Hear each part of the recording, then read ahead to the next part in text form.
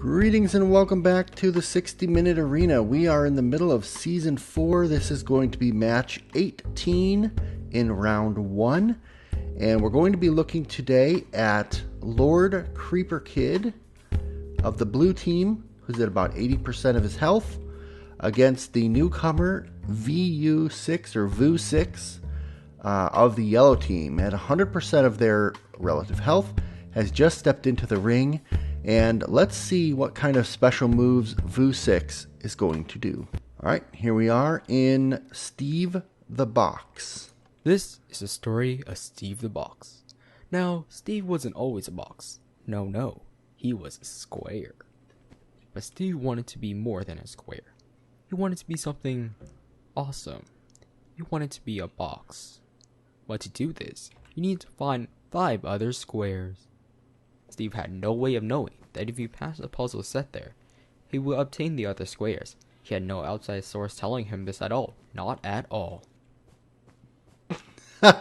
You probably couldn't hear it, but I was grinning like a madman.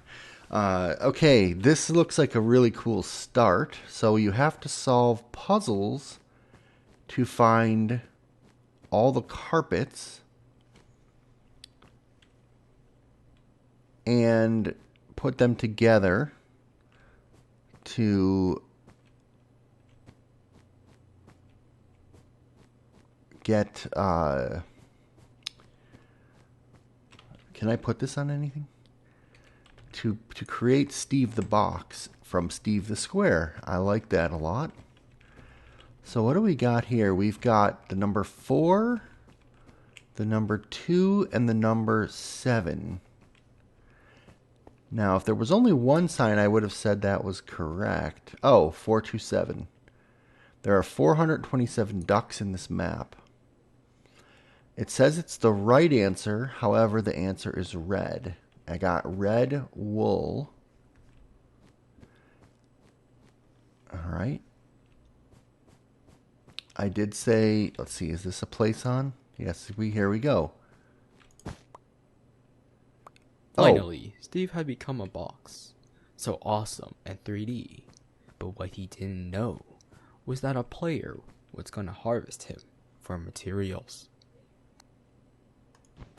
And so, the story of Steve the Box ends here. Thank you for playing Steve the Box.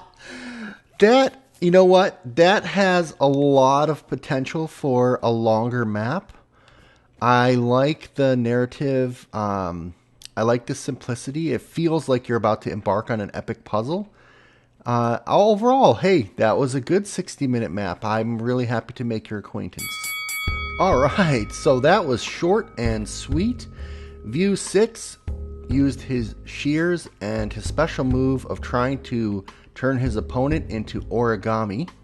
But in this case, the Lord Creeper Kid is armed with the truth. And once again, the truth triumphs over adversity.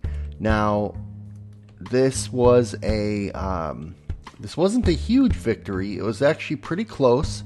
But Lord Creeper Kid does defeat Vu in this match, and the stamina that it took to do that attack brought him down to around half of his health, and Vu is actually now down to about 67%. So I'm going to go ahead and represent it as the 50% because it's under 75.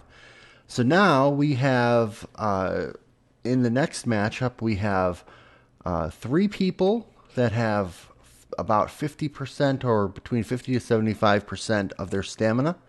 And our 30hedron has about 75% of his stamina. So at this point, we process the tags. And we'll start with the yellow team because the yellow team lost their captain. And so therefore, the player who's in the ring will not exit until they only have 1 block left. So VU6 will stay in this round. From the red team perspective, Edact will also stay in this team. The red army is still quite injured out on the sidelines. And the blue team is going to take advantage of the situation. So since the blue team still has their captain, they can enact a tag at 2 blocks.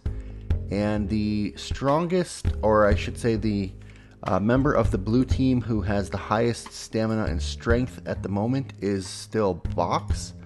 And so they switch Box back in.